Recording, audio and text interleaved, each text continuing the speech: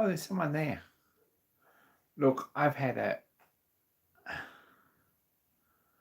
absolute terrible run tonight as far as getting to live stream. Time got away. Walked in here and discovered that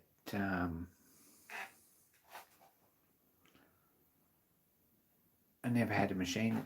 I never had a device actually with any current. It was actually charged. They were all flat, including my telephone. Hey Dan, Ted Rosa, g'day. So pretty poor actually. Hey Bill. Really wasn't organised, and I had a talk out on the sofa with Joe for a bit, and then it was 7:45, and I thought I'd better do something about that, and then my tablet wasn't charged. It was dead flat actually. So no real excuses, except that it was pretty disorganised. Hopefully things will get better.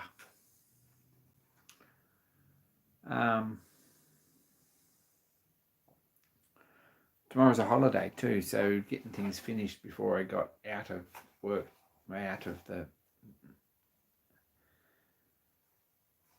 the shop tonight,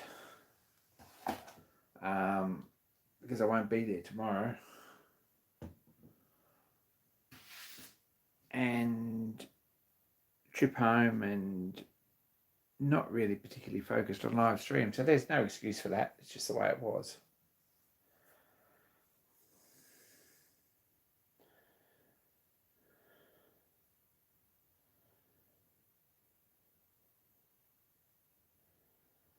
Journeyman Randy, g'day.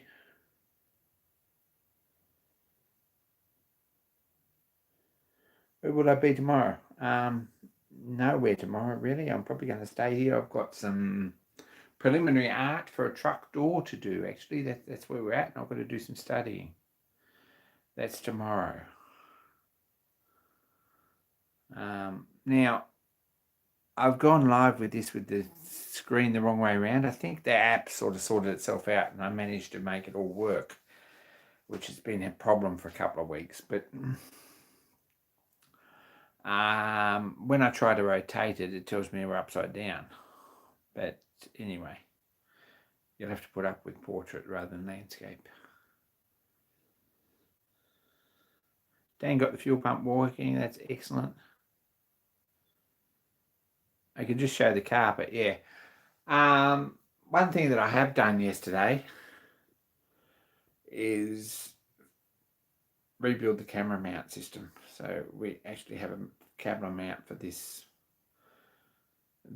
at this point. So we could put it on a camera mount.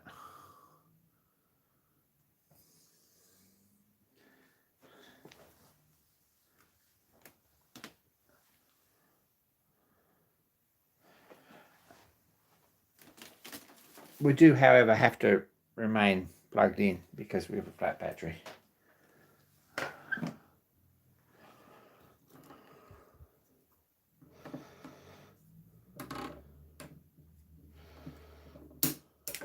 And I've just busted that off. I just busted that off. Can you believe that? That was a good idea. Should have loosened that first. Can you believe I've just done that? It's another print that we need. This is a special part. But anyway, rookie error. What I've got on the back of the tablet is a helmet mount. This is the other half of the clip for a GoPro. And then to do that, because you've got a female GoPro mount on this end and one on the other end, you need this piece in the middle, which has got two male things set in it. So I just bent that over and busted it off. So we're going to live without that. Not too good. Spring on the wrong side of the diaphragm in the fuel pump. That's probably all that takes. I wouldn't be sure, but I think that's probably all it takes.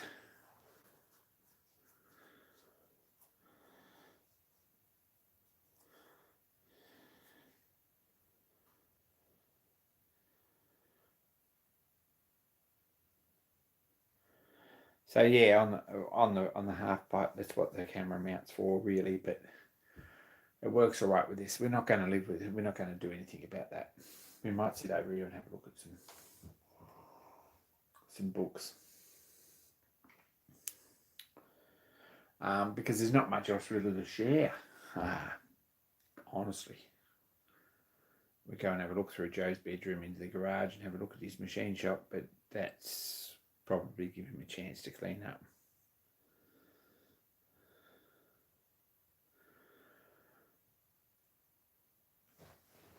So the other thing that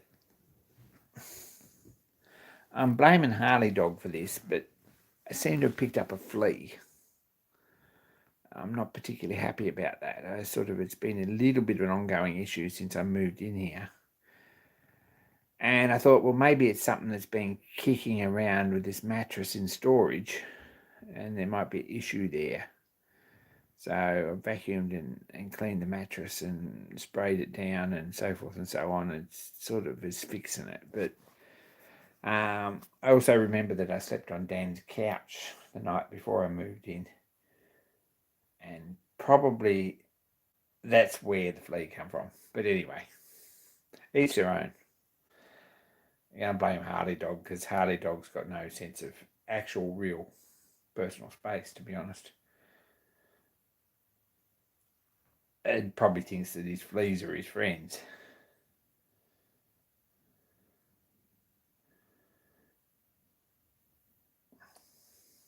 He's not up for cuddles. He's totally up for cuddles. I don't believe you.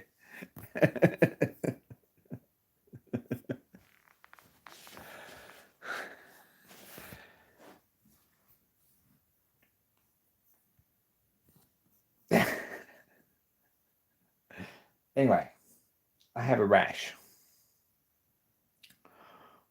Not that happy about it.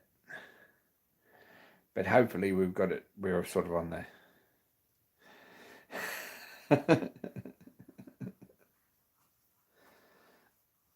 Yeah, I don't know. There probably was only one to start with a fortnight ago, or a week ago, but it seems to be more now. We're sort of giving this stuff a pretty good go, so we'll see how we go.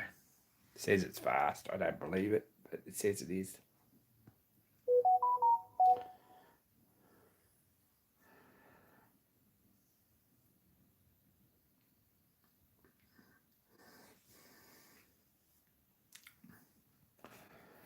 Anyway, been digging around in a bookcase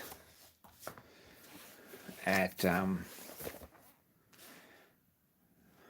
this is a bit incriminating, this pile of books, but to give you some idea what's probably going to be happening here in the spare room machine shop when it happens.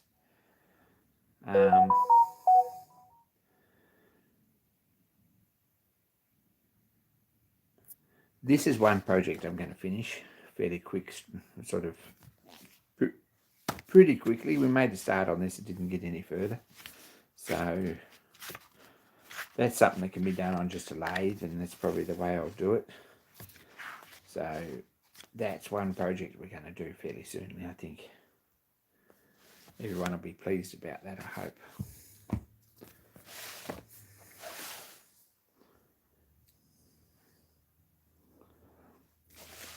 I don't know if anyone's seen this book. I think I may have showed it.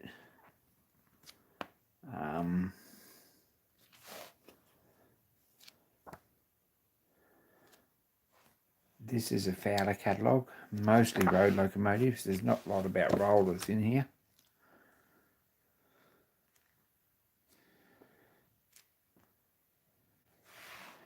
If anyone knows where there's one of those,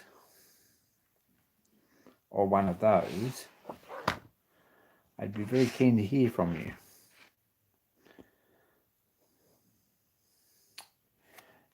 Particularly like the look at this one. And if I build a replica one, this is the sort of style of thing that I would probably do. But either of them would be very acceptable.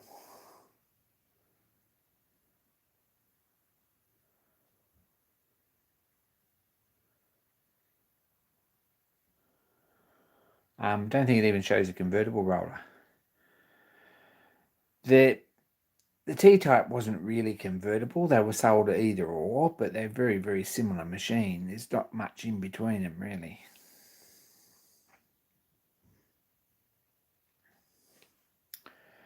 But it does show quite a few water carts.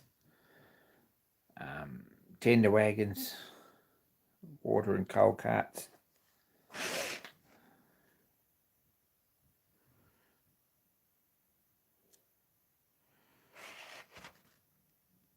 Hopper wagons.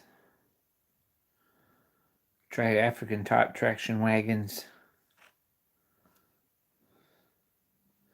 Log jinkers. Tipper wagons.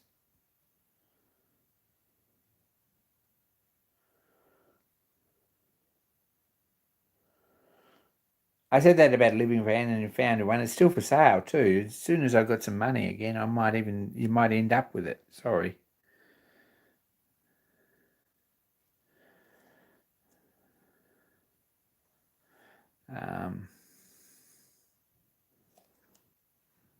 Various types of wagons, portable engines. This is all stuff that Fowler made. Ploughing tractors. Argentine traction engines, which were nearly American engines. Colonial traction engine, which is the R-type. There's a couple of them left in the UK, but that's all.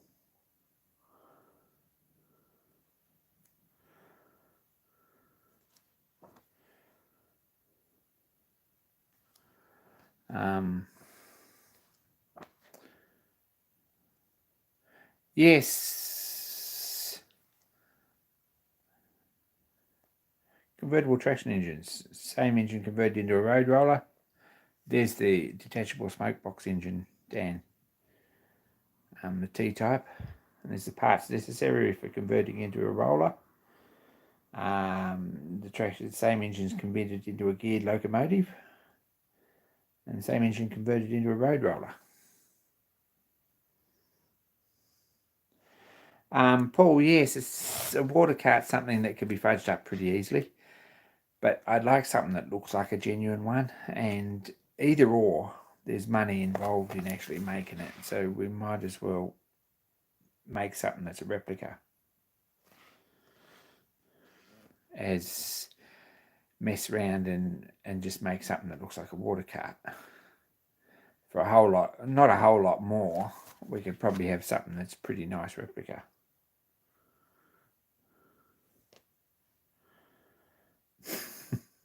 Reverse money thing, yeah, is very real.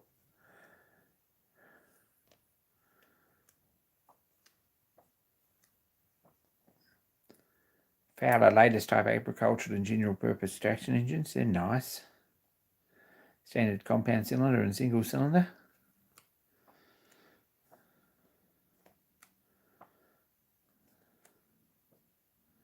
And some pictures of the factory.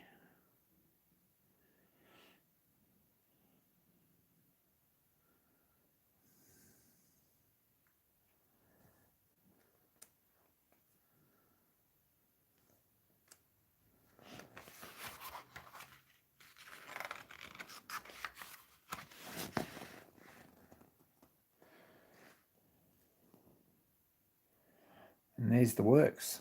It says general view of the steam plough works, Leeds, covering an area of over 14 acres and employing from 2,800 to 3,000 men and boys. Established in 1850.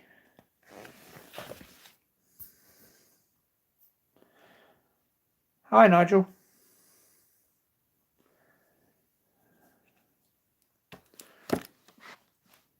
So anyway, as far as this goes, there's the living vans, the genuine Fowler ones.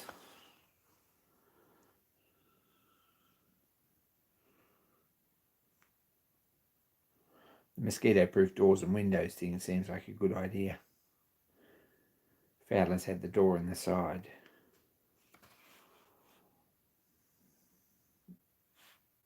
And light type traction wagons.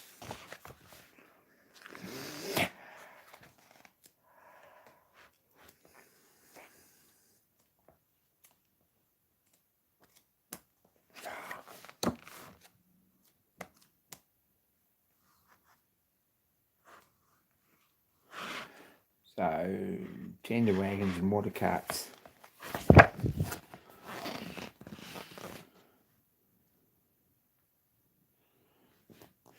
This one at the bottom is pretty nice, I think. And there's the other side of it, and up above it. Something like that would be really nice. Gypsy wagon's another option, but no, it's not really in keeping with it. This one here is an Australian catalogue for Clyde Fowler road making machinery, or a copy of it.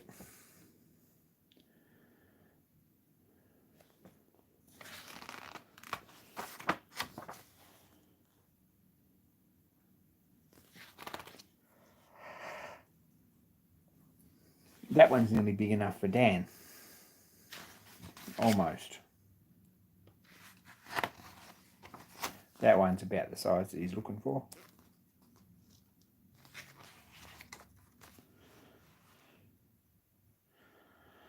There's a 10-ton spring-mounted traction wagon. There's a couple of them in Victoria. Crazy big and crazy heavy. About 7-inch, something like that, 7-inch tyres on those wheels.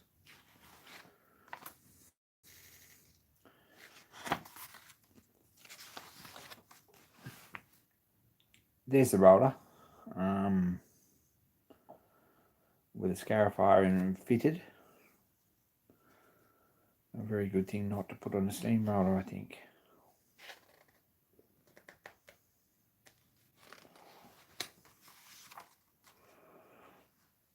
There's a road train taking a sharp curve. There you go.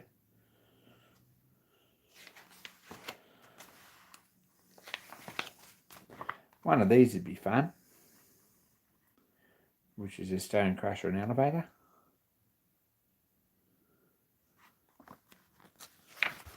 All big heavy stuff though, and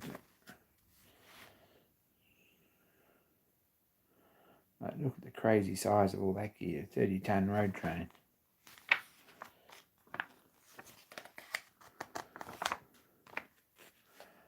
And there's the roller.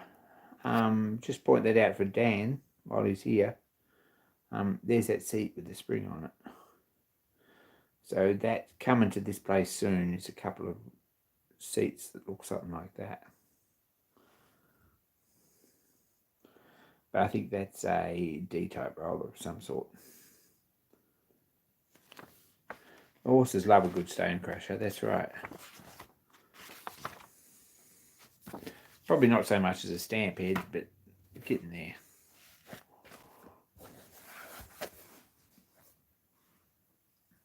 What else have I got?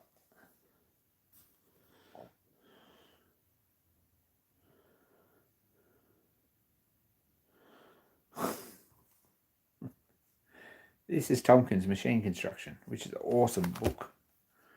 This one belonged to George William, if we're interested.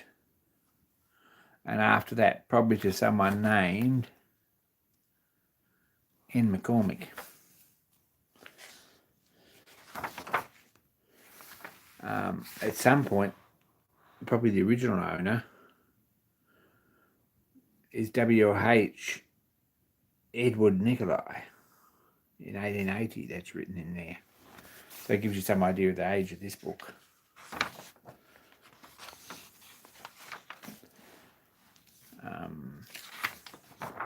This is a bit nice. Probably all seen this, but I like old books. This is how to make ellipses and cycloidal curves. And sections. What does this say? Projections. Sections and developments for sheet metal parts. More intersections and developments.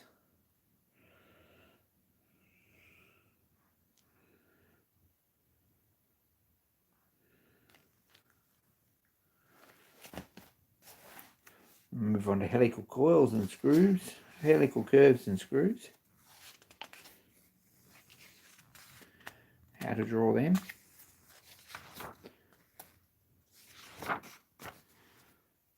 And all the cool stuff. Square threaded screws and nuts. Spur and bevel wheels. More bevel wheels. Gears. Examples of interloop teeth. Anyway, this is a pretty cool book, this. It's fun just to look through it and read it. Rack and pinion and gear. Spur pinion and individual and internal wheels in the gear. So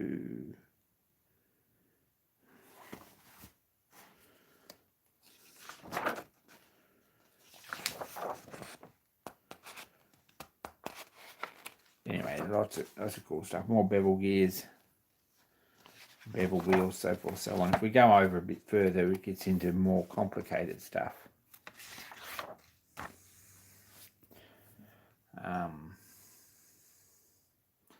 The 7-inch self-acting slide and screw cutting lathe. There you go, drawings to make one.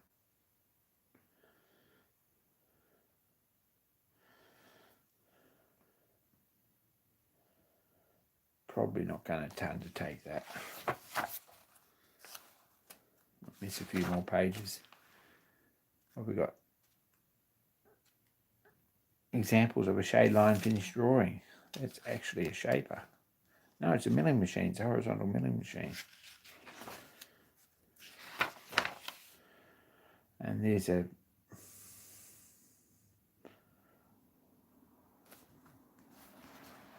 what does this call this? A horizontal boring and surfacing machine. That's what that is.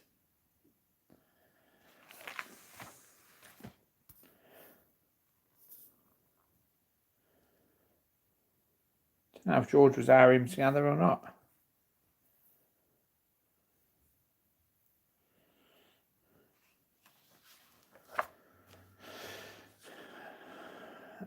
Davy Paxman vertical engine and boiler details. So 6 horsepower Davy Paxman boiler. There's a set of drawings for one of those. There you go, Dan. There's a project for you. There's a slot drilling and grooving machine. Vertical slotter. Steam hammer. Details of the steam hammer. So there's some cool projects in there if you ever live long enough. I probably won't. But I'd love to see someone make some. Not giving the book away, but if you wanted copies to make a project, I'd be keen as that.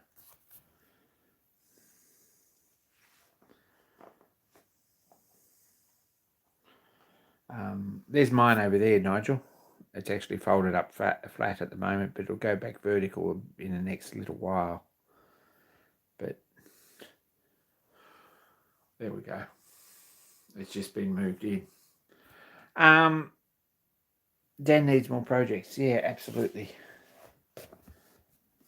There's another one of the similar sort of books. We've got My Face. You don't really want my face after a day's work.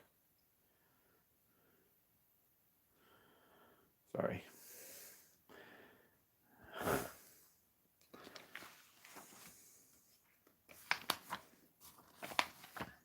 This is more a technical drawing book. It's got lots of details. See this? Let's have a discussion about this. Dan, the time we talked about this, we've already had a discussion. Yeah, standard practice. Lock nut's the big one. Thin nuts on the bottom. There you go.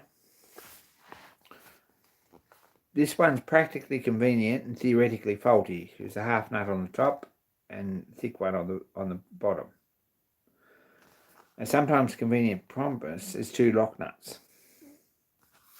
And compromise.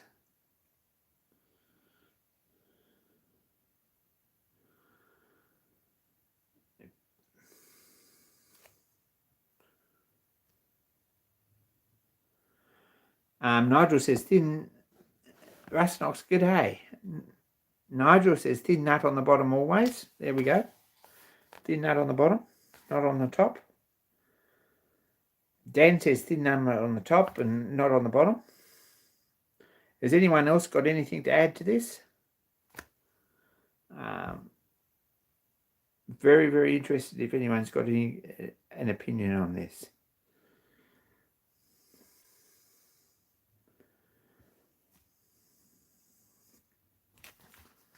My way of thinking that this is standard practice. Thin nut on the bottom. Most of what I see is this one. Not sure if that's correct.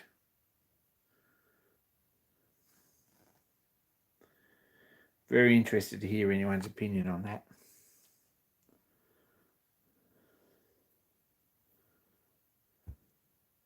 Very controversial subject. That's exactly right. But of some interest, because I've just had someone make some thin and thick 5/8 Whitworth nuts. Pre-war size. So we've got to put them on the machine. And we need to work out which way up.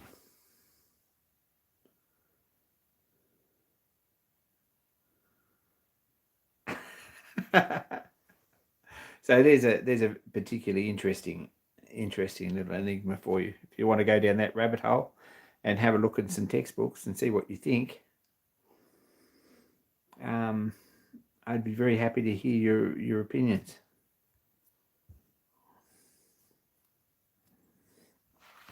And then over here is all these special nuts.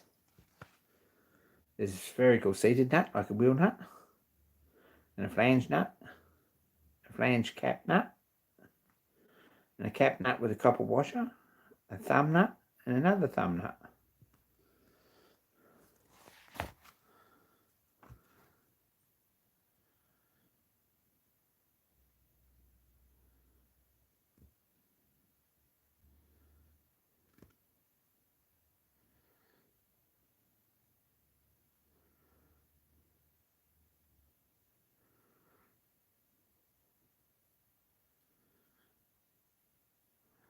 Now this says, I'm reading it now.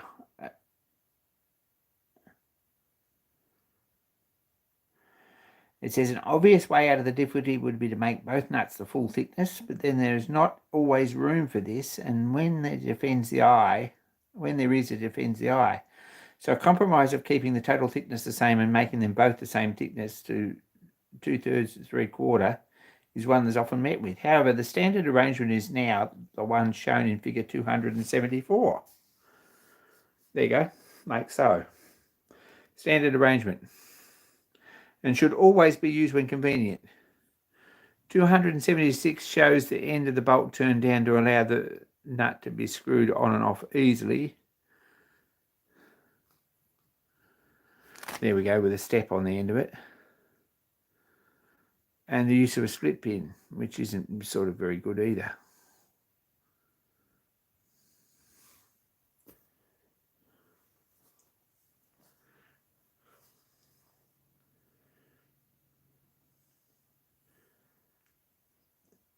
Anyway, there's a whole little rabbit warren that you may or may not want to go down. There's several pages in this book on locking nuts, and it's sort of about the same age as our saw bench, so that's what we got the lock nuts for. Nut with split pin, a Wiles lock nut, nut with a stop pin, and a nut with a tapered split pin and with a taper pin, split on the end and riveted over. A capstan nut, which what we probably call a castellated nut.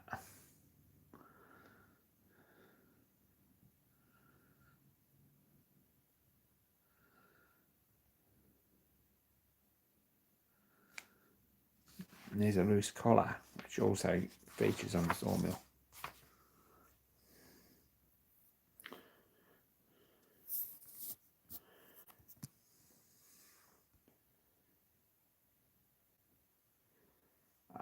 Let's see if we can get some closer connection here. That's better. We have a page of handles, lever handles, standard ones. This is very useful. And another page of machine handles, different types. Never seen any of those. Sort of seen a modern equivalent of that now. These are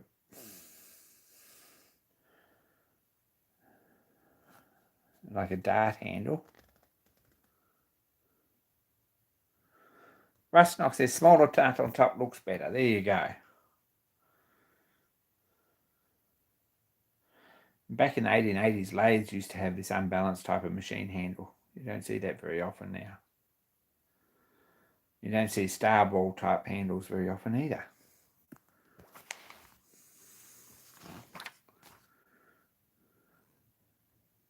Then we go to pipe connections, all of which are probably obsolete.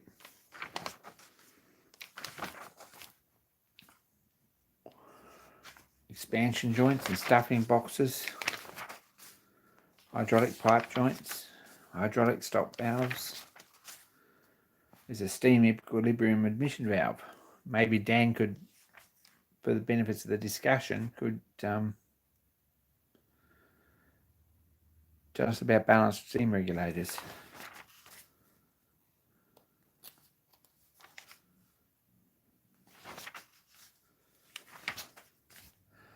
Cotter joints.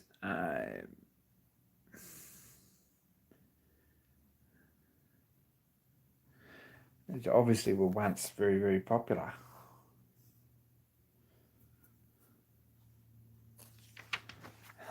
Ted Rose has had enough of this book. It's making his head hurt.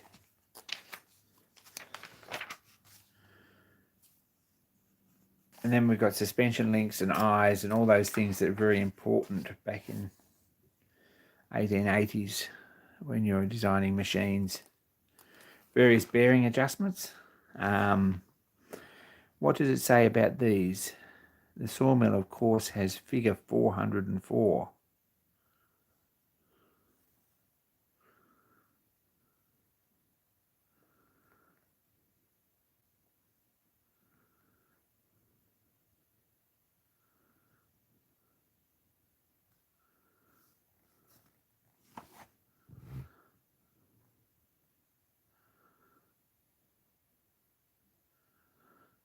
That's not helpful. It says figures 404 to 408 show 5 arrangements of this kind which speak for themselves. Not helpful.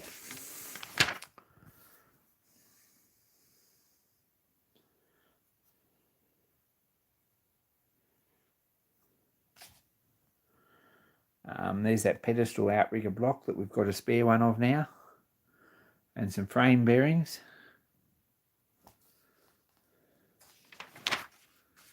This stuff's all pretty cool, I think. I always think it's cool.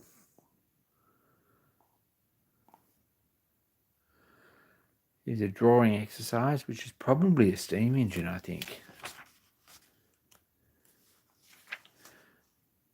Various brasses and how they work. Doesn't say anything about felts in them, and I can't see anything written about that. Wall brackets for adjustable hanger bearings. All this cool stuff that no one sees in workshops anymore with good and sufficient reason.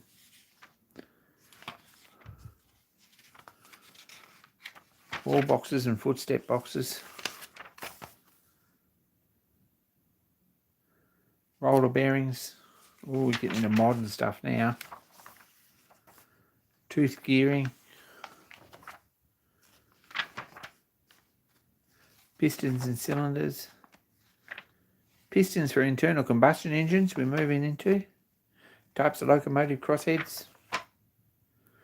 Cast iron lathe brackets.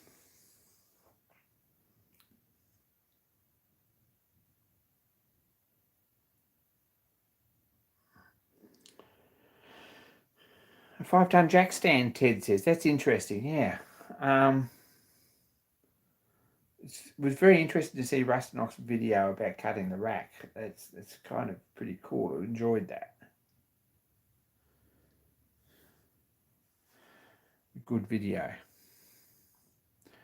What did you have a discussion about, Dan? Rabbits or special nuts or Loctite?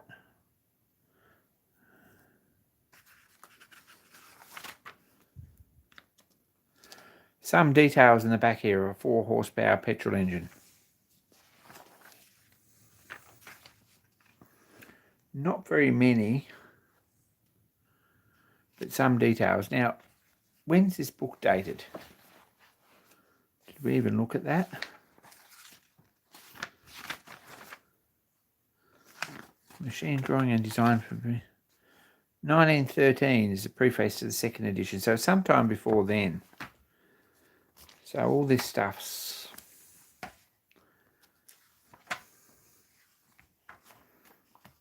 the petrol engine, etc., etc., etc., is all pretty sort of cutting edge stuff.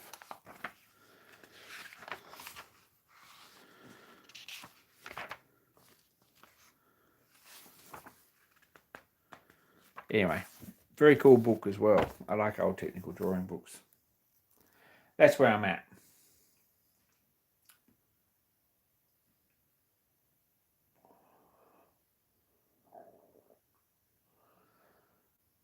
Henry J. Spooner. Now, this Henry J. Spooner guy,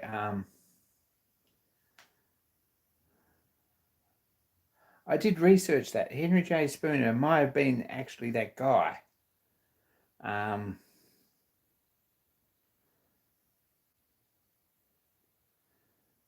Henry J. Spooner, chief engineer.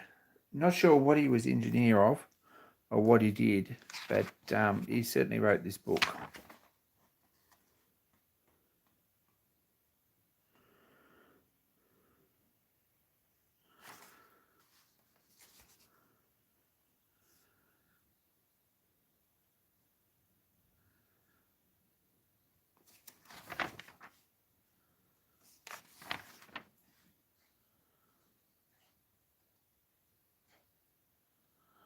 The Polytechnic School of Engineering in Regent Street, London, W, November 1908 is the preface.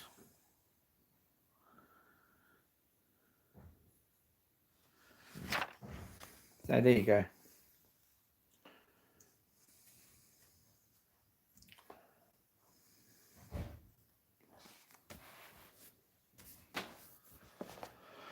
Of course, there's very excellent book I brought back from London. I think I bought this at Big Bookstore in London, famous one, on chalkboard signs, chalk lettering.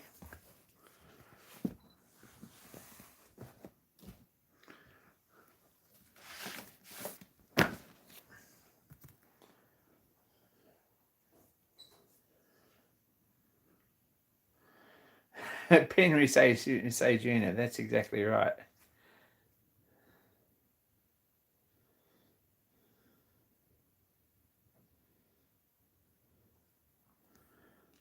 It's another very excellent book, that one of my favourites, and I've been trying to fish it out for a while. It was in a box down the back of the storage unit.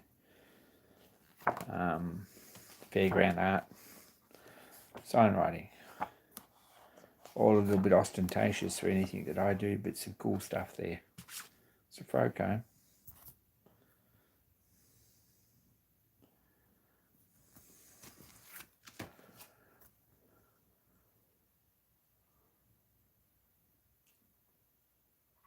Journeyman Randy's going in for knee surgery today. I hope that comes out all right. I hope everything's good.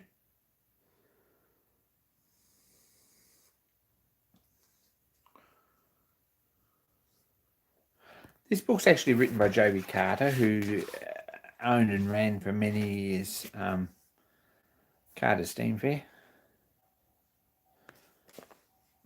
He sort of retired the Steam Fair as of this year. I don't think they're actually going to go out on the road again, which is a bit of a pity, but it's a lot of work. And this is basically the Bible of... I pumped that again.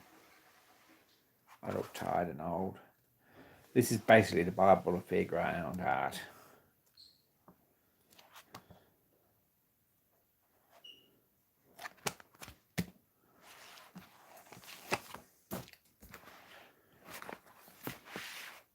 The other thing that's taken up a fair bit of my time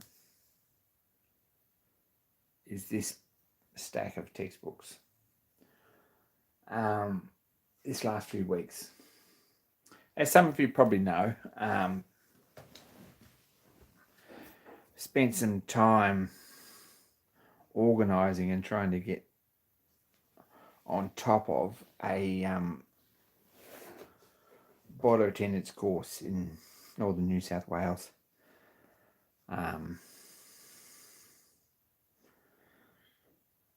And reciprocating a steam engine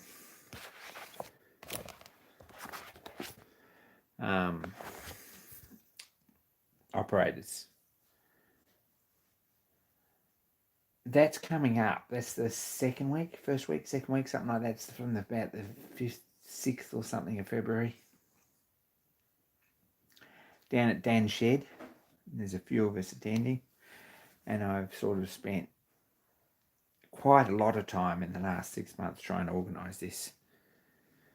But I think we're all on top of it. So I'm studying this book as we speak. And this book, which is Licensed Operator Standard Boiler, which is the New South Wales Red Ticket, Dangerous Spaces and Dangerous Workplaces ticket. So it's all pretty official. But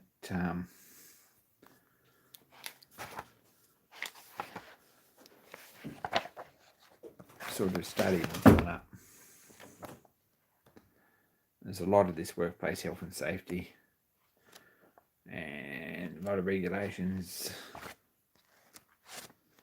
etc., high risk work stuff. So that's where we're going, and it is a bit boring in places. It's interested in other places, and it's mathematical in other places, and that's a bit much. But we're getting there, and I still need to spend a fair bit of time on it.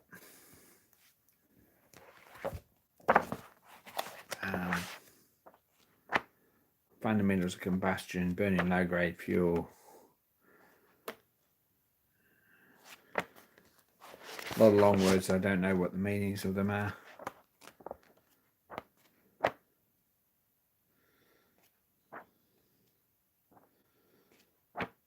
But we're getting there. And this one, I think, is turbine cycles and cycle efficiency and condensing engines and all that sort of stuff. I think one of them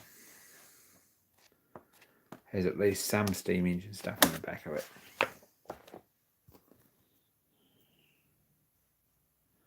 Take care, Ted. Good to see you.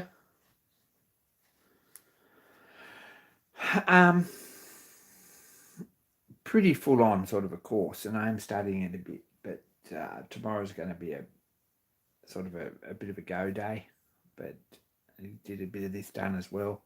And I might sort of sketch out some letters for Dan's truck doors, and I've been roped into actually doing an honours board at the local Steam and Restoration Club in the next few weeks too, so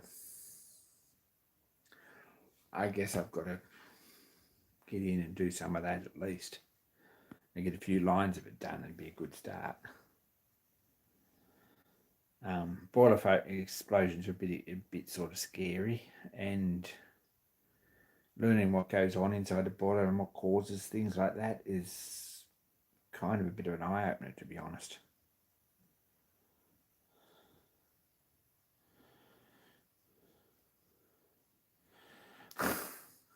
Thanks, Dan. Thanks for sharing that.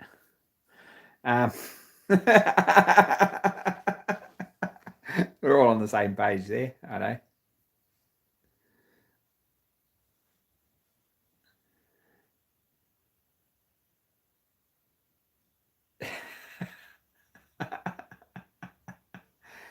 Yeah, come play steam engines with us.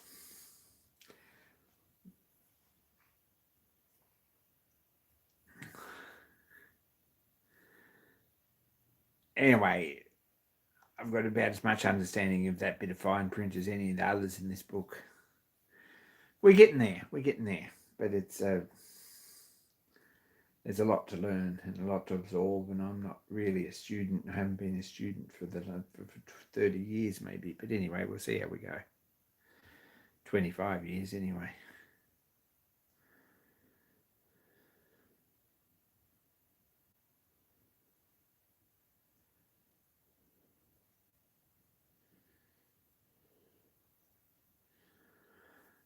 So it's a steep learning curve for me. It's something that we spend a bit of time with.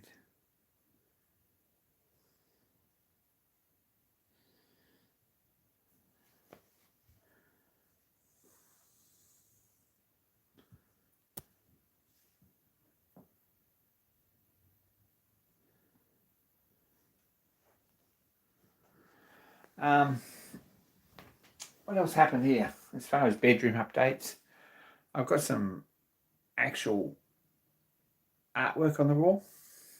This is an interesting poster, this, right?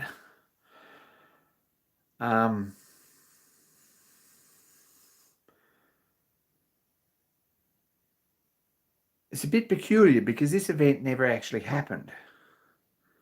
Don't know if anyone, I'm sure no one knows the history of this, and you're going to be bored to death hearing about it, but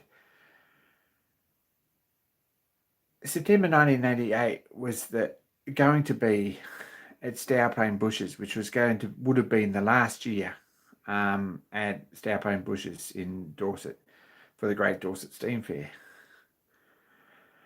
And apparently it wasn't. It was at the new venue because this one fell through. And the year before was the last year. So this was actually advertised as this. And these posters never ever went out. That's how I managed to get one, obviously. But I've got one of those.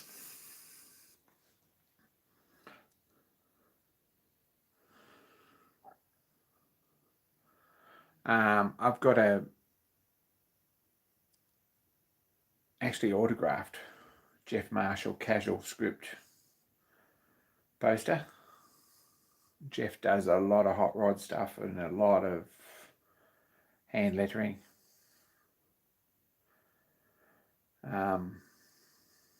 Crazy amount of hot rod hand lettering in Australia now. But did him a favour, job for his motorbike, and ended up with a couple of these awesome posters. So they're on the wall too. We got an air conditioning unit fitted, which is not on. I'm not sure why, but we could probably turn that on. Yes.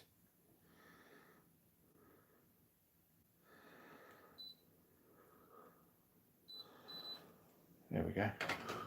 It's on now. Probably because you can't hear anyone think in here with it on. But anyway, it's getting a bit sweaty.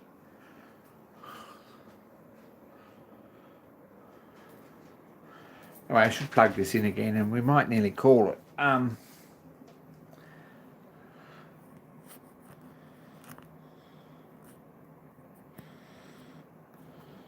There we go, we plug that in. I've actually got one sock off. Sorry about that.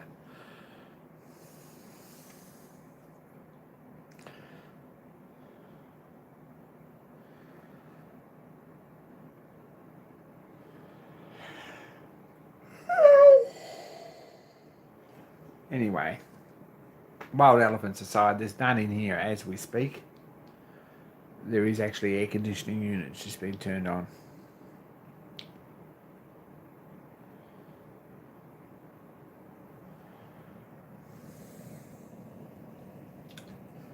So that's what's been happening. I've put some stuff away. I've set up some bookcases. We've sort of made this place a little bit tidy. I just come home tonight and stuffed everything on the floor. Probably need to pick it up.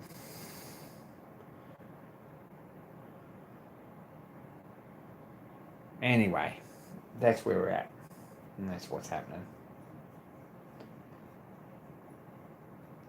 If anyone has any sort of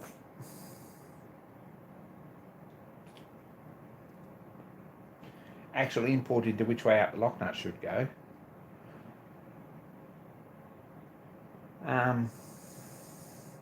leave us a comment. that at the moment is something that we're having a bit of a discussion about, and I think they should go with the big nuts on top, but not convinced that everyone else thinks that.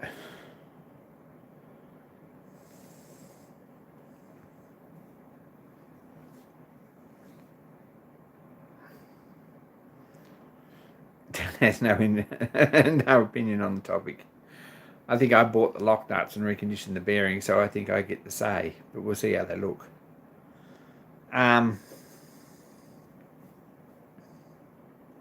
They should be here Friday anyway.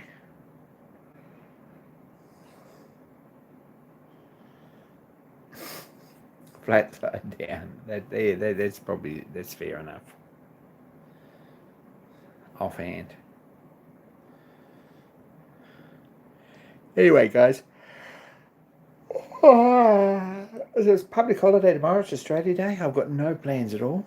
Going to sit here in the room and probably do some actual study and drawing and stuff. I hope everyone has a good one.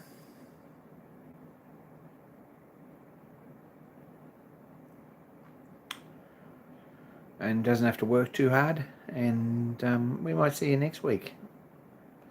Really appreciate you all hanging around and calling in, because there wasn't any notice or anything, and we did pretty well to get 11 people in the chat. Are you going anywhere near Forbes, Dan? Just throwing that into the mix.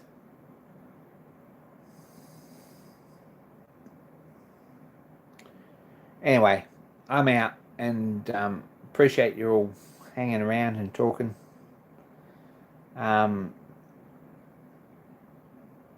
Nigel Rustnock's got a good video out. There's probably others as well. And I don't, so a bit slack there. Anyway, take care, and more soon, guys and girls. We'll catch ya.